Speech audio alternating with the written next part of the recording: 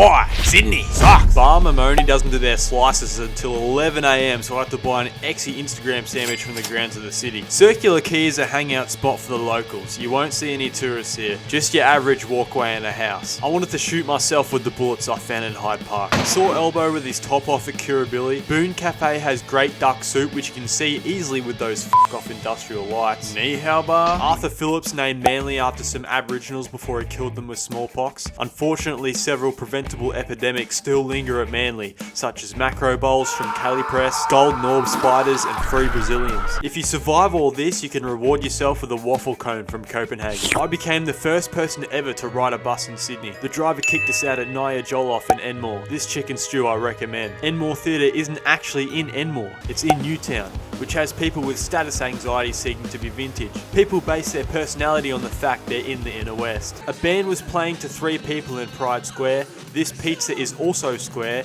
Dandy Cinema shows underground art house films such as John Wick. I took refuge at the Cooper's Hotel for a Young Henry's while I watched a real football match. Ultimo's TAFE building looks better than UTS's. Chippendale has some cute houses in amongst the Last of Us inspired backdrop. This halo was supposed to turn with the wind, but it looks like an Olympic ring. You can make your own jewellery at Coco Kauai, but it was closed because it's in Sydney. At White Rabbit Chinese Gallery, you can reject capitalism and get horny over animals. Chinatown is underwhelming compared to other Chinatowns I've been to, but there is still genuine clothing brands on offer. They've tucked all the good restaurants into this little mall, including Cho Dumpling King, which sells everything except dumplings. My head hurt less when I discovered Burwood Chinatown absolutely shits on the one in the city. It has fat Karens and bubble tea. Burwood also has ironic dumpings of shopping trolleys. I wanted to buy a belt, so I tried Westfield, but it was closed because it's in Sydney. But my mate Chen Guang came through clutch. Ice Kirin Bar wraps your ice cream in mochi to make it harder to eat. This man promoting peace and horniness looked like he'd been to Mr. Stonebowl. At CABRAMATTA, I walked along a pedestrian-friendly street with dragon fruit and Telstra Exchange building architecture. If you want to buy a digitally furnished home, feel free to stop by Boundary Lane. Flash Kebabs was closed because it's in Sydney, but Sydney Takeaway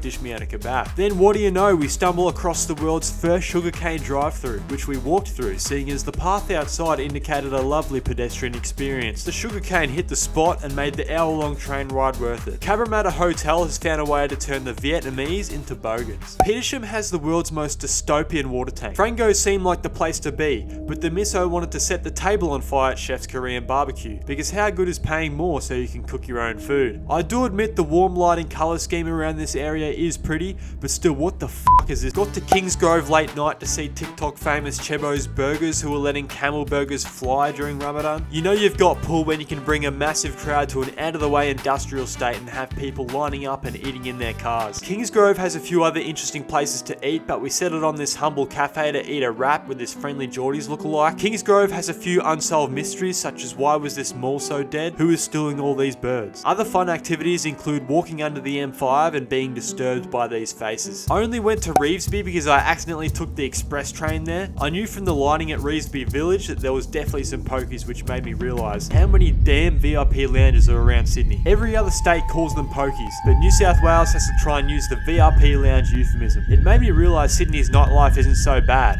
if you're a gambling addicted pensioner. I had to stop off in Chatswood because I wanted to ride the metro. Bubble tea competition is stronger here than strip joint competition at King's Cross. I was tempted by Googies because of the funny name, but I settled with Toasty Smith for a sanger. They make them top heavy to look good on camera, but it's all bread by the time you reach the bottom. Riding the metro was kind of spooky, but I thought there was supposed to be no driver when I think this coke guzzler was behind the wheel. It's great to see the poverty-stricken North Shore of Sydney was given first crack at seamless public transit. I only stopped at Epping because I wanted to change for Eastwood, where racism is not welcome, as opposed to other Sydney suburbs. Racism is not allowed, but vintage Woolies signs are, so it's definitely worth a visit. Korean stores are all over it like a seagull on a chip. Munchy Food has some handy gimbap to choss from, along with some rice cakes from Siru, and you have a picnic in the park as you contemplate this is the only way you can spend disposable income in Sydney. Hop back over the water where racism was once again welcome, which these cops were exercising very well. Strathfield has an unopened time capsule, greasy shit on a stick, and Korean tea. Punchbowl prohibits loitering unless you have a pizza box.